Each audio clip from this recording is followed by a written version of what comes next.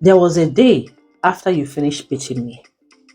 You said, "Oh, it's not me. You made me do this. You made me do this.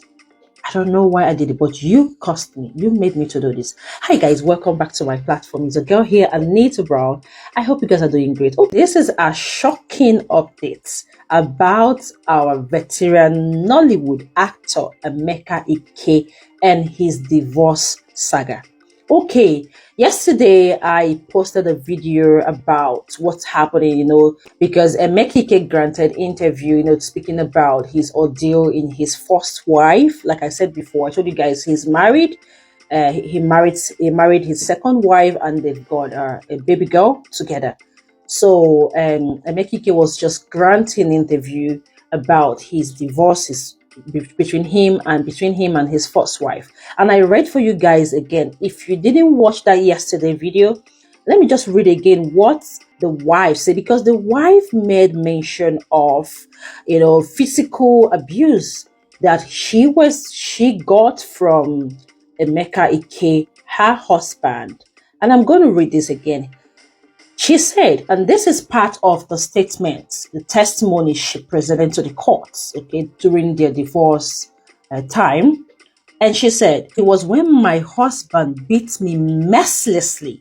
I believe that people truly saw star whenever they were unconscious." And she continued, if you didn't watch that video, you can go back and watch the video. I continue from that. The wife, and you guys knew that after the whole video, you guys saw that Emeka wife never said anything amongst all this that is happening, even though the husband came out and saying a lot of things to the interviewers. So today, his wife came out to reveal the truth from her own side. Okay, so I'm going to play this video for you guys to hear what the wife said. The wife said something in this interview between she and Shude, in this podcast. She said, "His punch was the first thing I saw on my jaw." She also said that there was a day after he finished beating me, he said, "It's not me, it's you that is making me do this." I want you guys to watch this video. Then I'm going to come back to you guys, okay? So, if you are correct in everything you've just described about the actor Emeka Ike, your ex-husband, you were dealing with a sociopath because... Yes, I was. There was a day that he had finished beating me and I was on the floor looking at him, and then he was walking away. He came back and he was like, "It's not me. It's you making me do." Your ex-husband made. Before I talk about the issues, where were you when you heard these things? It was early in the morning. Yeah. I just woken up and I saw a message from my sister, and it was like, "Just be calm. He's at it again," And then going into the message and seeing the same thing that has been going on for the past 10 years. And I just like, this is it. I've had enough. I need to put an end to this, right. Because I feel like I kind of ran out of an abusive relationship, but I'm still on abuse for the past 10 years because I've tried to move on with my life. I've tried to build my life from scratch, but this person just keeps going to the media space to bash, defame me and cook up lies and just say things that never existed, or, something that he has built up on, so I just decided it's time to speak up. This is the first time that you're ever speaking up on this issue in the media, isn't it? Yes, it is. Yes.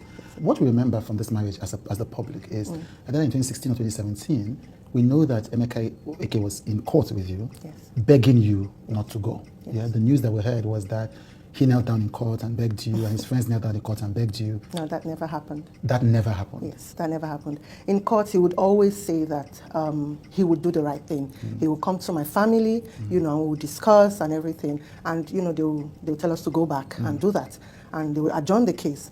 The next adjourn date, we come back, they ask me, "Did he come to you?" I would say no, because that never happened. Right. You understand? In fact, if I may say, in court, he had actually told me and said, "Who wants you back?" And I had pointed out to the judge, and the judge had said that he heard him. So it was all a facade, right, because he just wanted to look good and to stretch the court proceedings more than it should have been done. There was never any day. His friends did reach out, you understand, but they were not in court. Nobody knelt down in court to beg me. So you say that you survived an abusive marriage, Yeah. What do you mean exactly by that? Okay, what was the abuse? It started off as verbal. Right. It started off as mental torture. started as psychological, started off as financial, financial abuse, because I was not allowed to work. You understand? He didn't allow you to work? He didn't allow me to work.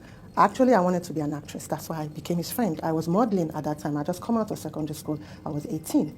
And then I met him along the line, and I wanted to be, someone who would put me into the industry and all that. And he categorically told me that I couldn't act because it would destroy our relationship. Because at that time, we had gotten into a relationship, and he said he was planning to marry me. And, the tabloids, then it was newspapers. So they'll talk about him, talk about me, and it will break the relationship or the marriage, So he told you not to become an actor because of the relationship? Yes, he did say that. He even stopped my modeling career.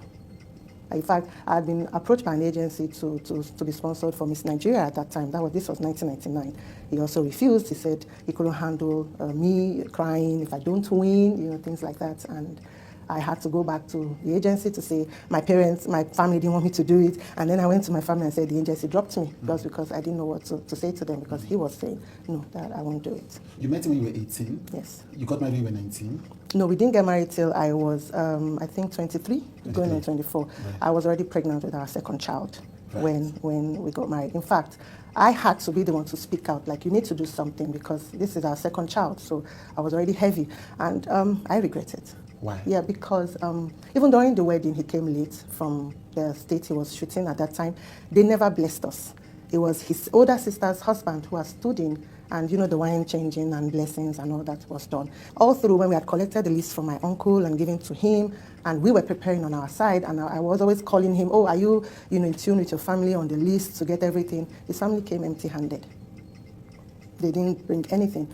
Even in family would always laugh at me at my back and say I married myself. Wow. It was always a case of, oh, she wants to marry a star and she has to work for it. And I did. I slaved for that family. Everything that they wanted to do, I was a designated driver. Everything that they wanted to do, I was the one who was always doing things for them. I was doing it on my side because of love, because this was my family. As long as, you are my friend or you are my husband's people, you are my family, because my mom was a single parent, you understand. I come from a very humble background, but not that humble, you understand, because my mom strived. She worked hard to take care of her kids, but she protected us. And she brought us in this very close-knit, very loving home that, we grew up in. And so I always felt like every family is like that, you understand. So the question is, somebody would wonder about is, why did you go ahead with the wedding despite all that disrespect? Him waiting for about 5 years into the relationship, his family not paying the bride price, him coming late. Obviously, there were signs. Why did you go ahead? I didn't see the signs as signs. You understand? I didn't start, in hindsight, I wouldn't even date him. You understand? But then at that time, he was my first everything, first boyfriend. I just came out of secondary school. I just came out of not knowing, anything. I think it was when I got to be 24 that I started understanding that this is not right. This is not how I should be treated. I now started saying that, I wouldn't accept some things, that kind of thing. And that's why I said I regretted, even doing that. Yeah. And it was until I was 28, 29, going into my 30s, I started fighting back. Right. And then it now escalated from, verbal and all that, and then it became physical. Right. You understand? And then still, even with that, people would say, oh, it's a man's world, and I didn't think of myself, but until the last time that he did, and I was almost paralyzed. That was when I decided that I need to go. But still, I stayed 2 more years after that. So guys, you've heard from the horse's mouth. Remember yesterday in my own video that I made, I made mention of what all the things that Emeka Ike said, and the wife never said anything, but the wife made mention of assault, physical violence, assault on her, because I keep wondering what would make a woman just wake up one day and walk away from her family and her children. All right, I found out now that it's not every woman. Some women would rather say, I better just, leave everything, go out, walk away, get my sanity back. I know my children, they will definitely hear the story. They will definitely understand what the truth is all about. So let me just go walk away, get my sanity back, and I'll get back to this whole thing. So we've just seen how it played out anymore. But my question is this. Remember the video you guys watched where Emeka Ike was saying that he never hit his wife, he never assaulted her, he never touched her, he never laid any finger on her. But you can hear the version of the wife saying that she is being assaulted, beaten physically, that she abused also, and she landed in the hospital. And even while in the hospital, Emeka Ike didn't even stop. And also, Emeka Ike said in the interview that while they were in the court during the divorce process, that he knelt down to beg the wife to come back home, to forget about all these things, let them start all over again. But the wife is telling us otherwise, that Emeka, her ex-husband, never did any of these things. So who are we to believe here? So what do you guys think? Kindly, drop your thoughts under this video. I believe that this is a very long run video. It's not a case that is going to end today, okay? And also remember that Emeka Ike is here, is out there on the limelight. He's an actor, he's a celebrity, so people would want to know more about him. I'll see you guys in my next video. Always know that it's love from my side. It's Christmas period. Yes, yes. Bye, guys. See you. Love.